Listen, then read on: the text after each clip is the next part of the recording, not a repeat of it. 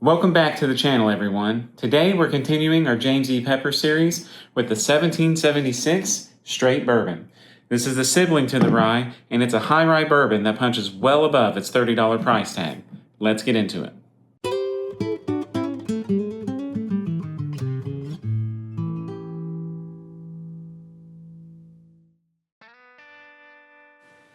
If you caught our episode on the 1776 rye, you already know the broad strokes.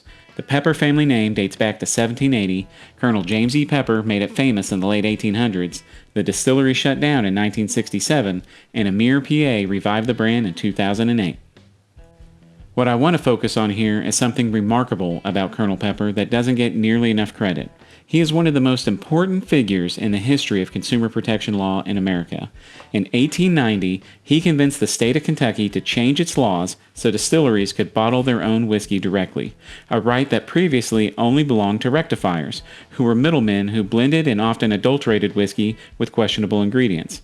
To prove his whiskey hadn't been tampered with, Pepper invented something called the strip stamp seal, his signature printed across a strip label over the cork, so any tampering would be immediately obvious and prosecutable as forgery.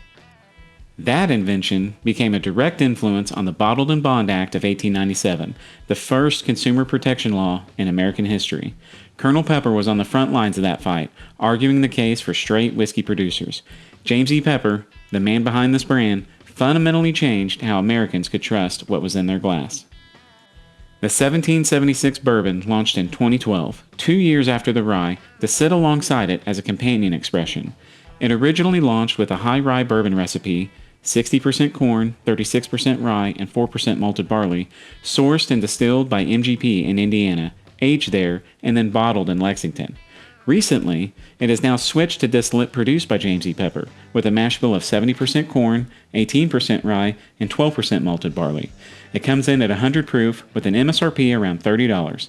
It picked up a superior gold medal at the 2023 Tokyo Whiskey and Spirits Competition, international recognition for a $30 bottle.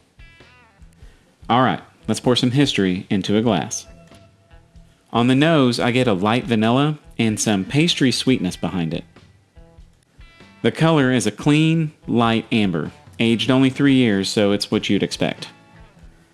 In the first sip, I get a very sweet, tamed bourbon. It has just a hint of rye spice, but otherwise balanced.